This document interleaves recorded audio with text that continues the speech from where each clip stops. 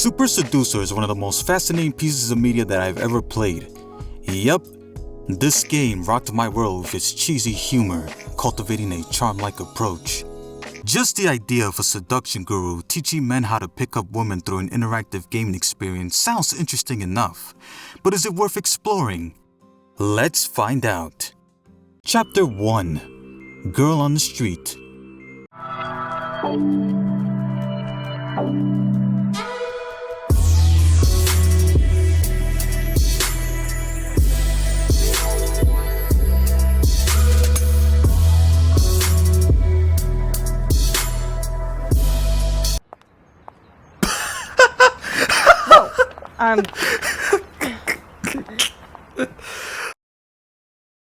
Very funny, but in most cases she's just gonna brush you off. Alright, I'll pick the one that seems fairly appropriate. Oh, the music came back.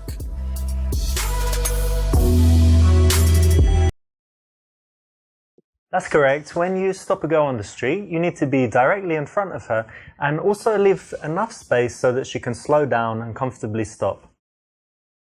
Okay, let's try this one because I want to know she's available. Are you single? Because someone as pretty as you, I don't know, couldn't really be single, could they? No, I am. You are? Yeah. No way. Yeah. I'm so surprised. Are you? I'm surprised. And am I single? Yes. Good. You got away with it, kind of. You could have found out the answer to your question of whether she's single or not in a sneakier way, and it would have been better. So basically, you're given a series of choices to choose from based on a predetermined scenario. Each answer contains 3 outcomes: the good, bad, or meh. The good means that your response is 100% correct, progressing in a smooth manner. The bad reinforces your incompetency, making the player redo the question. And the meh simply concludes that your choice was okay-ish at best, allowing you to proceed. I struck perfect with this one. Not bad. Chapter 2, fittingly enough, tasks you to interact with 2 girls instead of 1. How will I break the ice this time around? Let's definitely creep behind them. So how do you like this place? This place? Why not? You just got here, Let's just give it a chance. We'll have a drink and see who's here. Hey girls. Get out of me. How's it going, girls? Get out! Well done for choosing the creepiest choice in the game. Nah, in reality, the answer is to use an engagement opener to grab their attention. In an attempt to keep the conversation flowing, Richard is more vested in the blonde girl while the other is tossed aside for a few moments. Oops! Sorry! You learn that they're best friends, both of whom went into university to study business and economics respectively.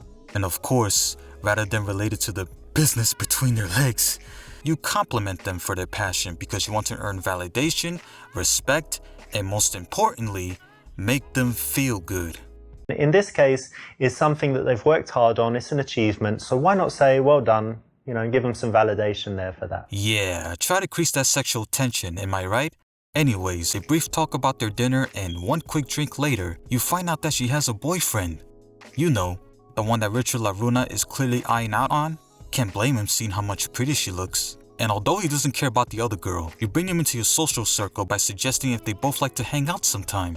You get their number with the plan of seizing the opportunity to get what he wants. Because hey, if that doesn't work, I'll guess I have to do the switcheroo. So does chapter 3 places you with 3 women? Nope. You're in a club, eyeing out another blonde chick who seems to be partying all night long. While she's dancing, you convince her to sit down with you and have a drink together. From there, Richard tries to form an intimate connection with the goal of taking her home. Nothing too interesting happens here, except we get to learn about Richard's personal life. What is it that you do? It's kind of strange, right? So I'm not like an accountant or whatever. So I make videos for YouTube, so I could say I'm like a YouTube professional. What sort of videos? What do you mean? Different videos, like in different subjects, giving advice about health and different things, and then it kind of makes money by the advertising, and when there's those annoying ads in YouTube. Yes. So basically, that's how you make the money. That's what's paying me, like 1 cent each one or whatever, and it adds up. After a few chuckles here and there, you get her number and mission accomplished. This next chapter is a subtle reminder that it's best not to disrupt someone when they're busy, because this woman looks very uncomfortable with you. If her mood doesn't convey that I don't like you attitude, then why even bother? This whole scenario almost feels silly and unnecessary. Like the fact that the lavalier microphone is clearly visible in the shot. Like what? Even so, Richard doesn't seem to mind, perhaps proving to us that confidence is all it takes. But oh, a girl walks by, he gets distracted for a moment, and you must answer a question that you weren't paying attention to. That's gotta be awkward right there. Just like last time, after having a mundane conversation, you successfully managed to get her number. Okay then, never mind my level of enthusiasm. Now chapter 5 is where things start to get a little kinky, if you will. You've been friends for years, but you want something more. Can you turn things romantic without destroying the friendship? The gold? Sex!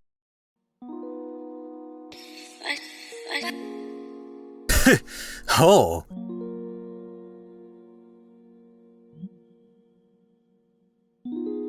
He's definitely excited, alright.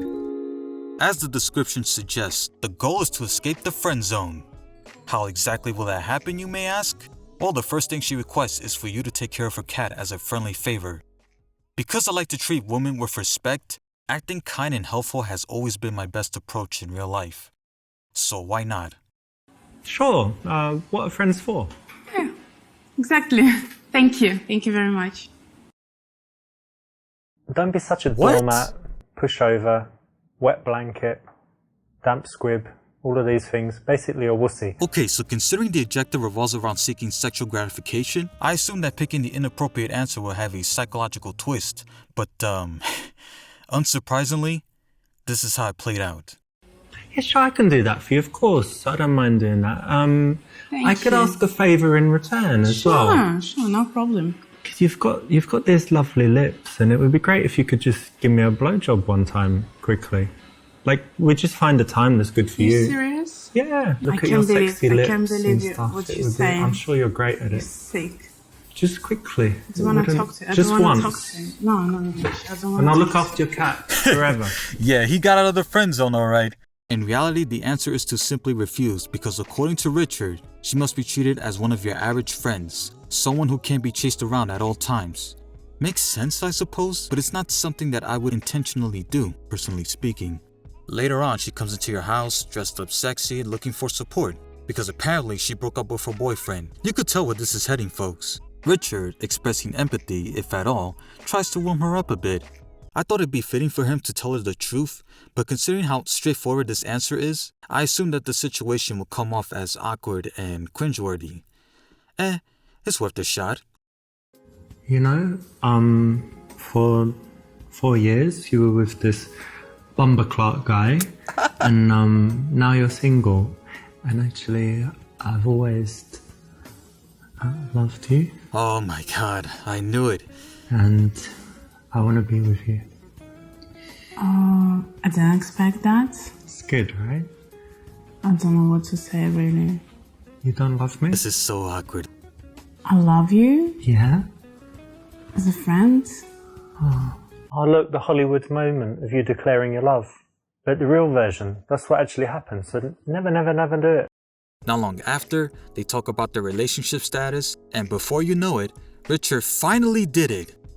Albeit so quickly that it blurs before our very eyes. Alright, chapter 6 has Richard on his first date with the goal of earning a kiss. Hey, Hi. how you doing? Good, how are you? Yeah, enough said. Similar to chapter 3, there's nothing eye-catching going on here, though you are dating the same chick that Richard met back in chapter 1.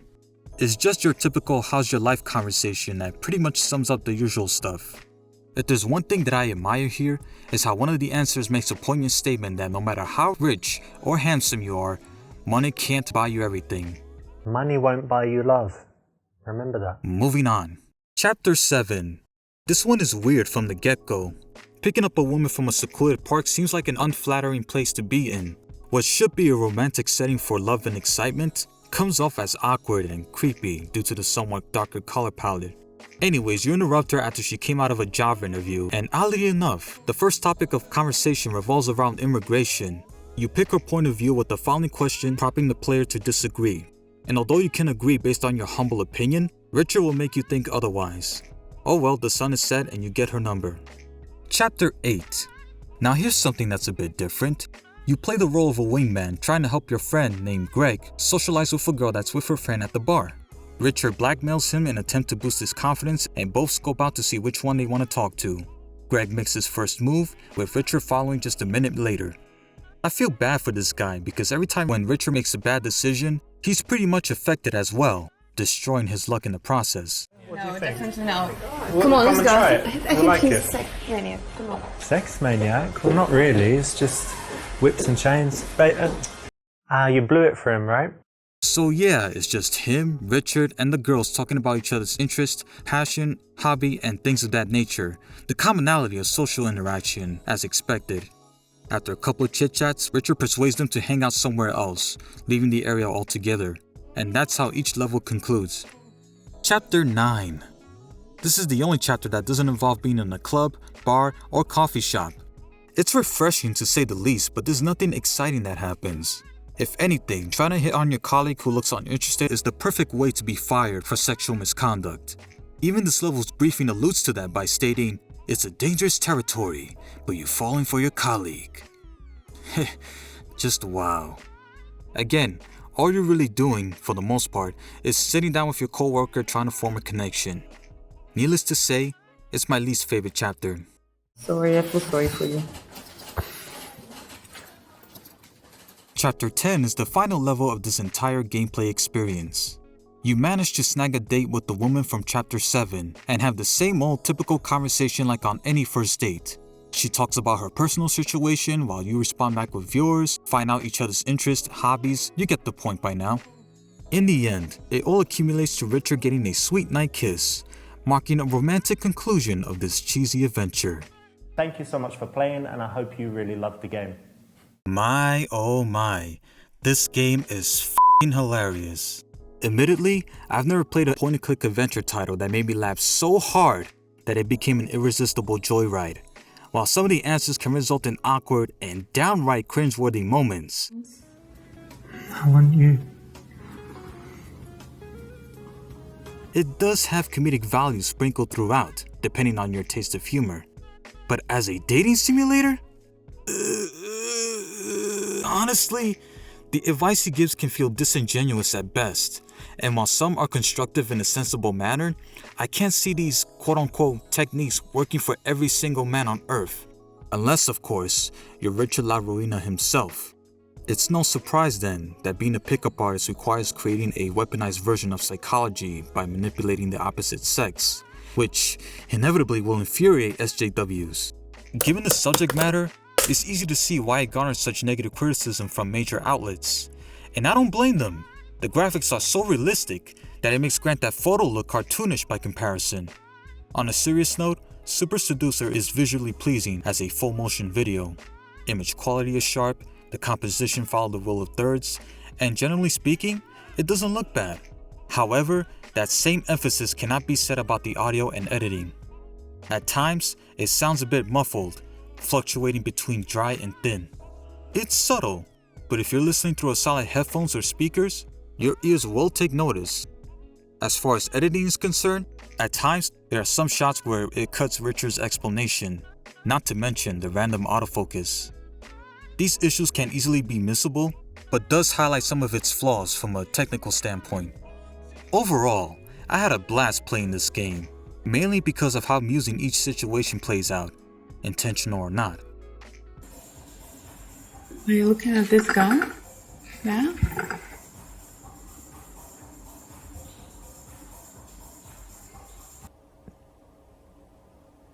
Pause. Yeah. We got it? Yeah. Richard, if you're watching this, I can't wait to see how you up the ante with the sequel.